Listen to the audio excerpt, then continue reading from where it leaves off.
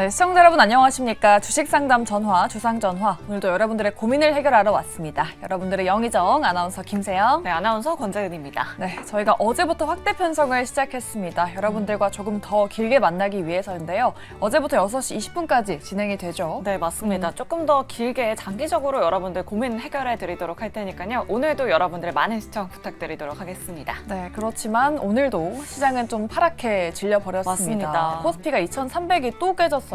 그런 만큼 여러분들의 종목 고민도 깊어지실 것 같은데요. 지금 바로 저희에게 전화, 문자, 그리고 유튜브로 남겨주시면 저희가 시원한 상담 도와드릴 텐데요. 전화번호는 02-2000-4919번, 02-2000-4919번으로 지금 바로 전화 주시면 되겠고요. 또 전화가 어려우신 분은 문자 또는 유튜브로 참여하실 수 있습니다. 문자 메시지 샵 2034로 종목명, 매수가, 비중 이렇게 보내주시면 되고요.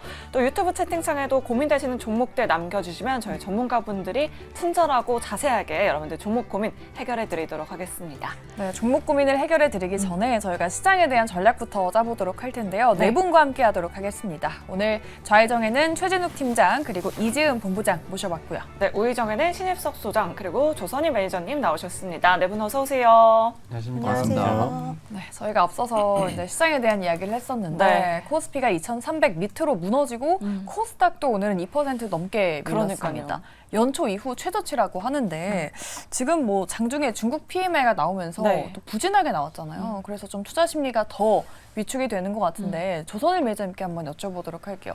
이러한 시장 분위기 이번 주 내내 또 앞으로도 계속 이어질지 어떻게 좀 보고 계세요?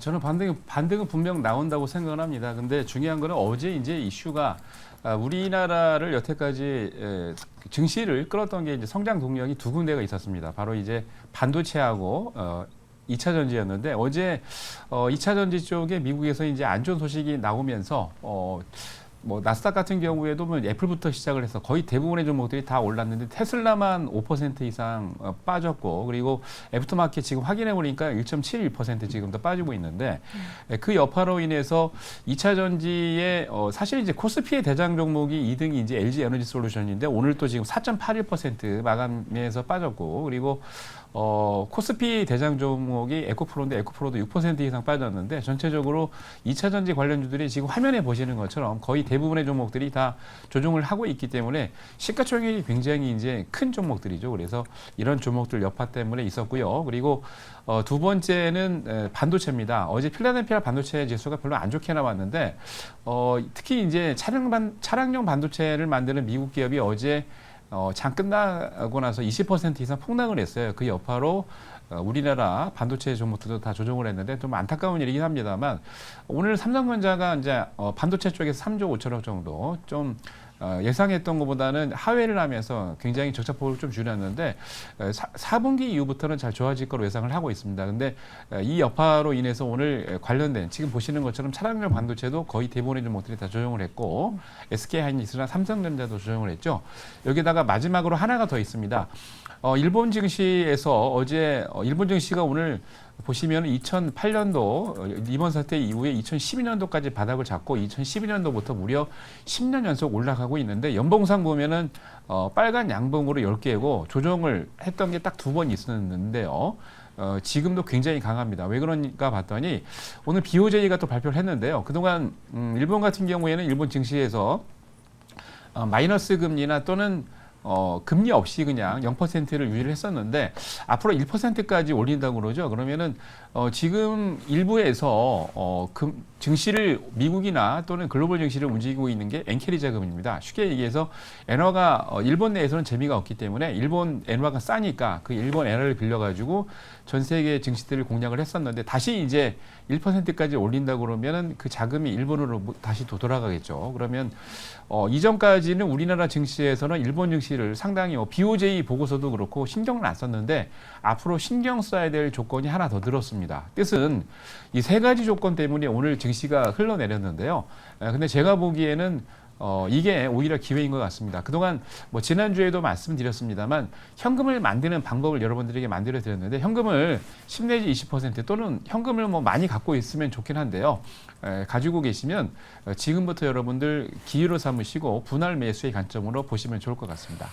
오히려 네. 또 위기를 기회로 보자, 하락장에서 분할 매수의 관점으로 좀 생각을 해보자라는 말씀을 해주셨네요. 네, 알겠습니다. 앞서 조선일 매니저님이 말씀해 주신 것처럼 삼성전자 실적 발표가 있었는데요. 네. 적자폭을 좀 축소했다라는 소식이 있었잖아요. 맞아요. 네, 그럼에도 불구하고 오늘 반도체 업종으로 조금 악재들이 조금 많이 나왔습니다. 엔비디아. 그러니까요. 그쵸. 네, 엔비디아 반도체 중국 수출 금지 소식이 전해졌는데 우리 국내 증시에서도 이 반도체 업종이 쭉쭉 정말 빠졌어요. 네. 그동안 뭐 HBM 관련주, AI 반도체 관련주들이 크게 올랐었는데 우리 국내 증시에서도 이 이슈가 조금 장기적인 악재로 작용할 수 있을지 신일서 소장님께 한번 여쭤보도록 할게요. 네, 근데 오를 만큼 올랐기 때문에 지금 과열권에서 그냥 과열을 시키는 과정이고 여기서 신규로 달려들면 안 되죠. 지금 엔비디아도 지금 이제 조정을 하면서 10개월 선 정도까지 조정을 해야 될 것 같고 우리나라에서 제일 많이 간 거 한미반도체 RSI 80 이상에서 신규 매수 절대 금지죠. 여기서 지금 다 과열권에서 빠져나온 다음에 사야겠죠. 지금 밑에서 이미 폭이 다 나왔기 때문에 그쵸? 여기서 사면 안 되죠.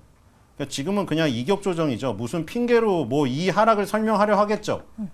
하지만 이미 그 기술적인 이격의 폭 때문에 조정을 해야 될 타이밍이고 이제 조정을 하는데 그 조정의 핑계를 찾겠죠.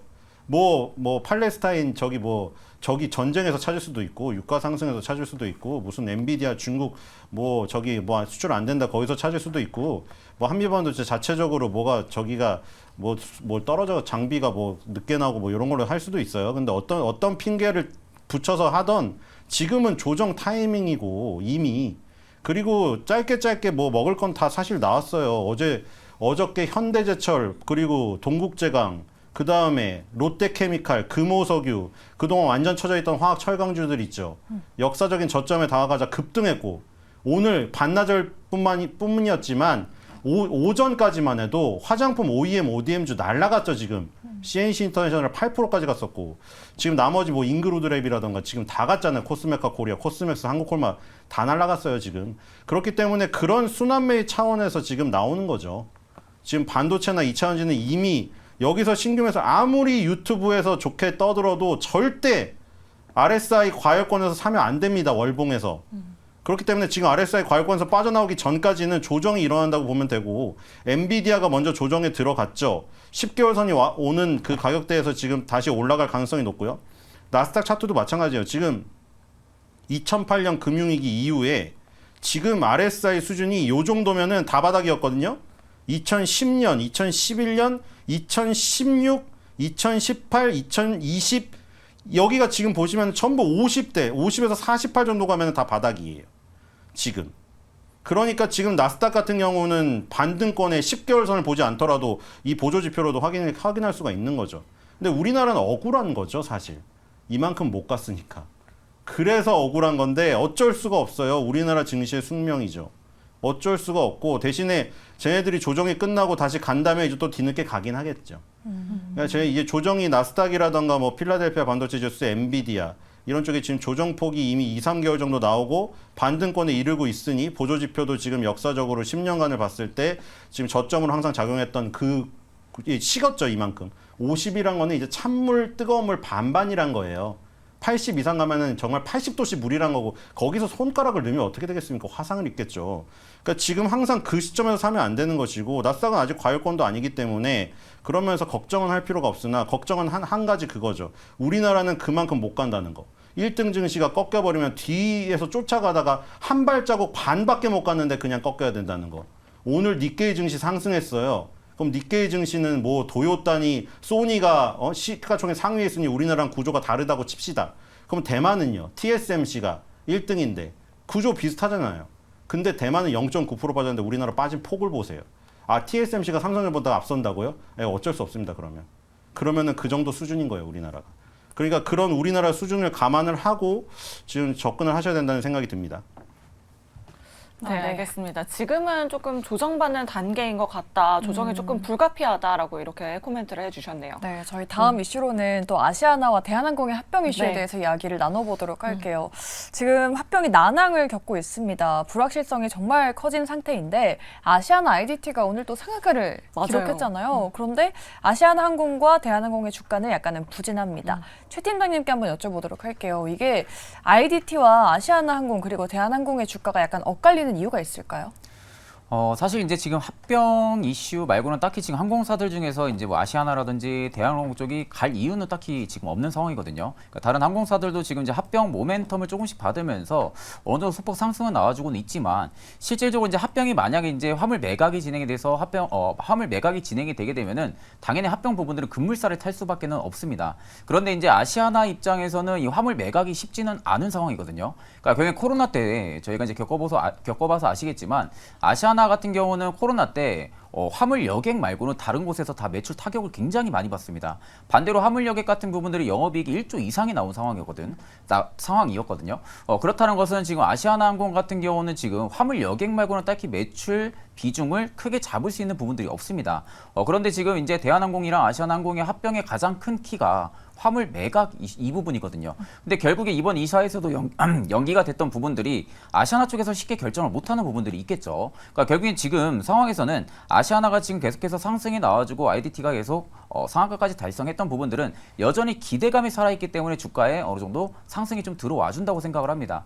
물론 지금 증시에서 뭐 보시다 아시다시피 계속 바닥으로 내려가고 있는 상황이거든요. 그만큼 상승 모멘텀도 현저히 부족한 상황이고 그렇다는 것은 최근에 단기 이슈 테마가 형성이 되고 있는 그러한 기업들에 계속적으로 매수세가 몰리고 있다는 건데 말 그대로 합병도 지금은 상승 모멘텀을 작용을 해주고 있는 겁니다. 그러니까 단기 상승에 대한 테마가 지금 형성이 되어 있는 부분들인데 사실 저는 좀 길게 본다고 하게 되면은 이 부분들이 쉽지는 않을 거라고 생각을 합니다. 매각 부분들이. 결국 이제 아시아나 쪽에서는 전부 다 버리고 합병을 해야 되는 부분들인데 그 부분들을 과연 아시아나 쪽에서 쉽게 결정을 할 부분들인가 싶기도 하고 그럼 만약에 그렇게 된다고 하게 되면은 지금 담겼던 매수 물량들이 급속도로 투매 물량으로 쏟아져 나올 겁니다. 그러니까 차익 물량들이 빠르게 나올 가능성이 크다는 거죠.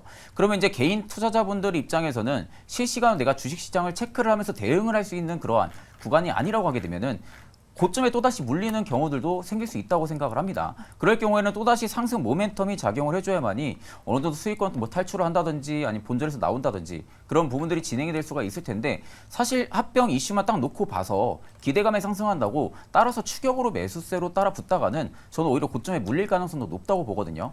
그렇게 되면 결국에 이사의 부분들이 결정되는 부분들이 정확하게 확인되고 나서 그때 어느 정도 타점을 잡고 저는 좀 진입을 하려는 투자 전략을 잡을 것 같은데 지금 상황에서는 단지 저는 도박이지 않을까 저는 그렇게 좀 생각을 하고 있는 상황입니다. 네, 아무래도 주가 향방이 조금 그래도 어떻게 될지 잘 모르다 보니까 네. 추격 매수는 좀 자제하자라고 이렇게 말씀해 주셨네요.